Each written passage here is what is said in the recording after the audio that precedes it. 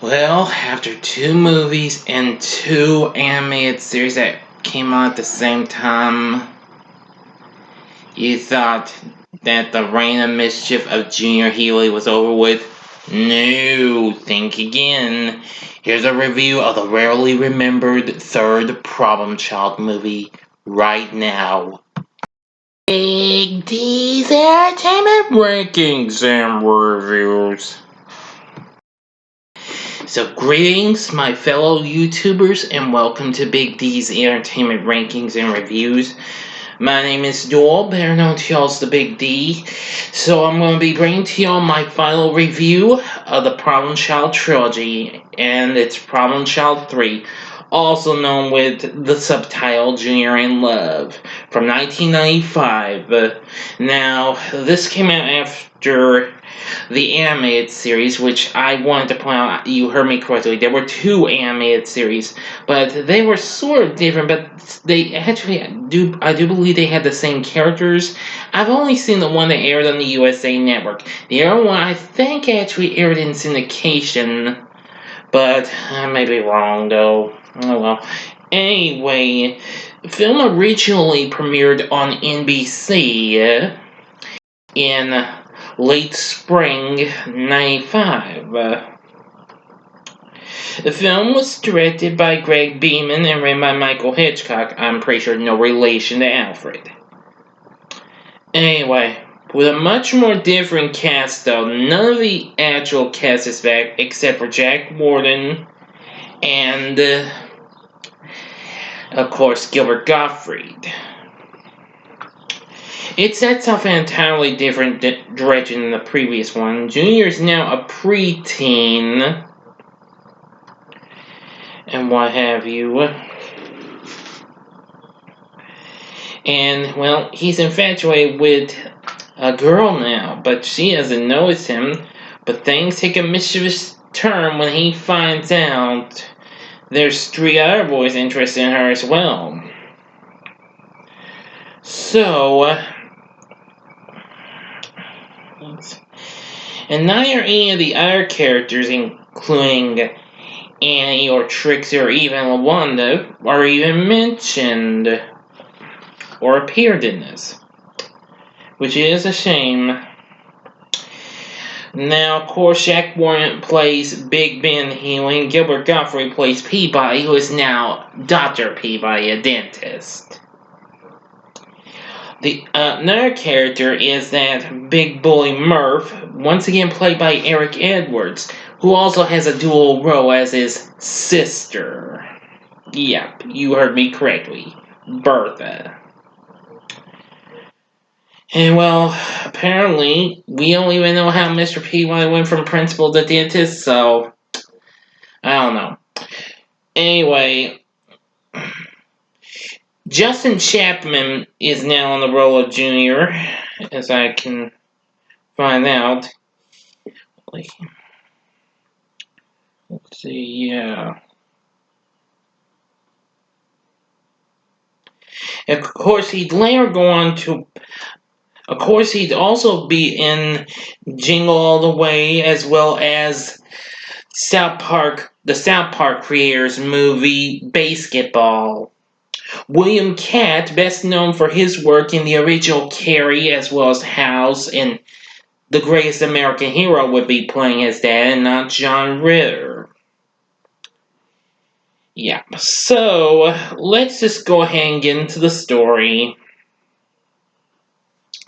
Well, unlike the first 2, Junior tells his story from multiple drawings in a coloring book, and it switches to his classroom where he's told by his teacher, Miss Hicks, that he's got an F for not finishing a science project, and he mentions that it's all about sound waves, and the bell rings, causing a set of traps to trigger, and her to fall out a window.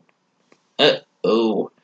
But the audience is told that Murph, one of his classmates, ratted him out, and the principal called his dad Ben, prompting him to take him to get help. And boy, let me tell you, much more than the Ben we know from the movies, this one's really more, since, well, Ben is now a policeman, just like he was in the recent animated series. So they meet Sarah Gray, a therapist who tests him and decides he needs some activities to do, such as Boy Scout sports and ballroom dancing. Junior takes this harshly and does not approve of these options.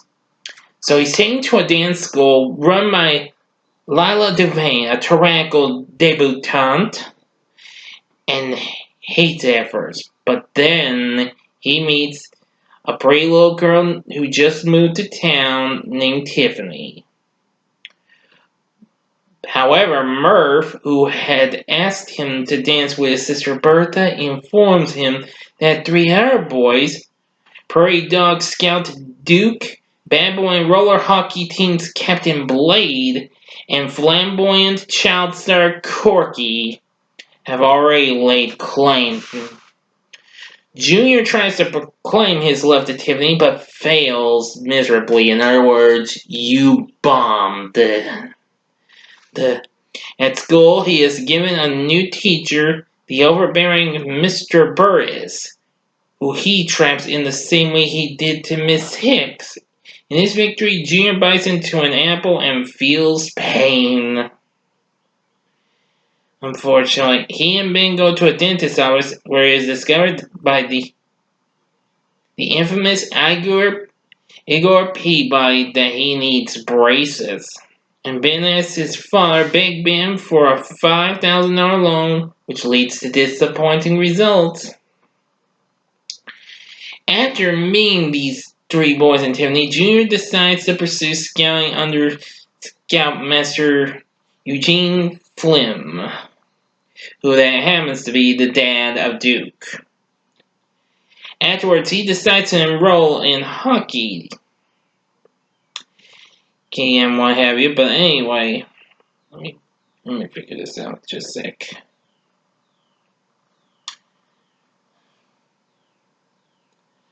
Yes. Now, the fellow who plays Duke is Brock Pierce, who played the younger version of Gordon Bombay, who of course that was played by Emilio Estevez in the Mighty Ducks series in the first two movies of that. Now, as for the other kids, I'm trying to get my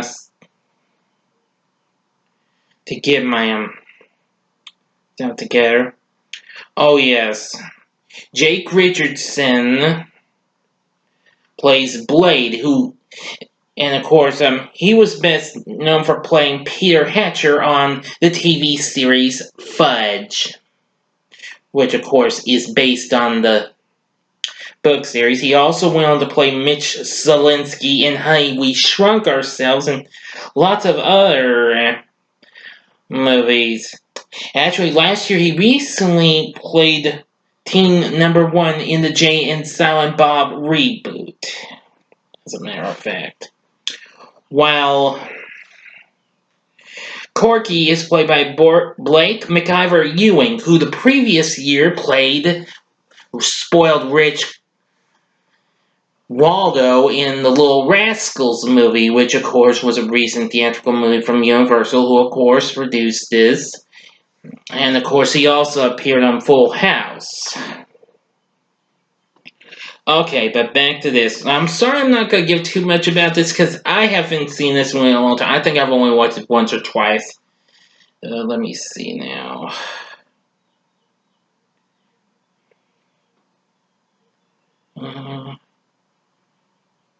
Alright. Now, but apparently, after he decides to enroll in hockey, he gets beaten by Blade's team. A scene shows his gear flying up into the air after a critical hit, which of course is a parody of the first film. He then takes part in a Peter Pan play where Corky is the star and Junior is stuck playing just a bloomin' weed. Not very much of a role, don't you think, folks? I'm just playing with y'all. But anyway, Ben meets Sarah at Big Ben's and has discovered that she was damn Flim and subsequently broken up with him. So meanwhile, after Corky rudely mocks Junior about his braces, Junior sneaks onto the horse grounds at Corky's mansion and uses a slingshot. Yep, you heard me correctly. Yeah, even though we saw Mason Gamble do that in Dennis the Menace a couple years before this, he fires it on Corky's horse, causing it to rear and hurl that dude into the pool. When he gets back to the dentist to get his braces tightened, he gets his revenge for his humiliation he received from him and his nurse Kiki by releasing laughing gas that knocks them both unconscious. They later wake up wearing braces with Kiki tied to the patient chair and Peabody hanging from the ceiling fan. So now they get to the last bit. I'm going to give you 5 seconds to stop this and advance to the time below in the description box to avoid ending spoilers.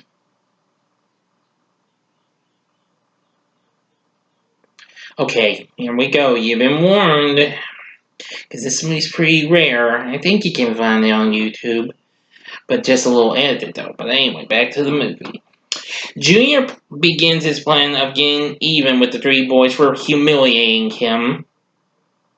During the hockey tournament, Junior beats every one of the opposing team players and strikes Blade with a puck quickly after sticking super glue on his mask.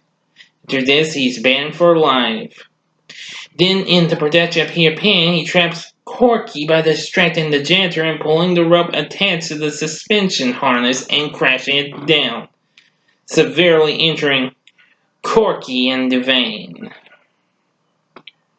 And finally, seeking revenge for seeing Sarah, Flim, and Duke, they challenge Ben and Junior to a relay race, but Junior, you guessed it, sabotages every single obstacle on their side, and they win. So, the 3 boys are now seriously injured and terrified of Junior, who finally tries to spend some time with Tiffany. Unfortunately, he's in for a rude awakening when she turns out to be a rich, spoiled brat. Even when he's finally having to be dancing with her, but she apparently tells her to get some punch. But, well, he's not thrilled with it, so he decides to pull a fast one, pranks her by tying the sash ribbon on her dress to a statue, and as she walks forward, it rips off in her bloomers. Embarrassed and laughed at, she runs out, boo-hooing. And Bertha, blaming Junior, chases after her, but Junior manages to get a new kind of gal at the last minute, finding a kind of girl dressed as a witch, since he's dressed in his devil costume, like, in the first movie. And that girl's also wearing braces. Right at the beginning, depicts everyone in the comic book and signs off with "So long, suckers," as the words "the end" pop up. And that's the end. So, what did I think of Problem Child 3? Well, I've only had rare remembrance of this movie. I can only remember a little bit. I did see a couple of clips from it on YouTube. And, well, it's okay, but it's not great. And not quite good either. So would I recommend it? No, not really. Not unless if you really want to. Just watch it one time and then to heck with it, okay? But hey, you don't have to take my word for it. My best advice, just avoid it. If you do want to give it one try, by all means. If not, good. Thanks for your understanding. This, unfortunately, is not available in actual, well, media form, physical media form, DVD or Blu-ray, but it does have a Region 2 DVD release. So lots of luck in finding that. But anyway, so what did you think of this? What did you think of Problem Child 3? If you've seen it, please feel free to tell me in the comment section below. Like and subscribe as well. If you like the video, like. You can and subscribe. Be a part of the Big D Nation. Sorry, this is just one movie I just don't quite, well, like too much. Like I said, it's okay, but it's not great or good. With a different cast and what have you. But anyway, that's gonna do it. Join me again next time when I do my first of 2 Adam Sandler movies. Okay, because expect reviews of Billy Madison and Happy Gilmore coming up. And I'll also be finishing off my Mischievous May with a review of another Universal flick, Beethoven. So, thank you very much for watching. Now, if you liked what you saw, you can check out these other reviews. In the upper left-hand corner is my review of the original Problem Child. The upper right-hand corner is my review of Problem Child 2. And the bottom left-hand corner is my review of the underrated Universal children's fantasy comedy, A Simple Wish, with Mara Wilson and Martin Short and Kathleen Turner. And the bottom right-hand corner is the button you can click to subscribe. Thank you again for watching. Until next time, I'm the Big D saying, see ya!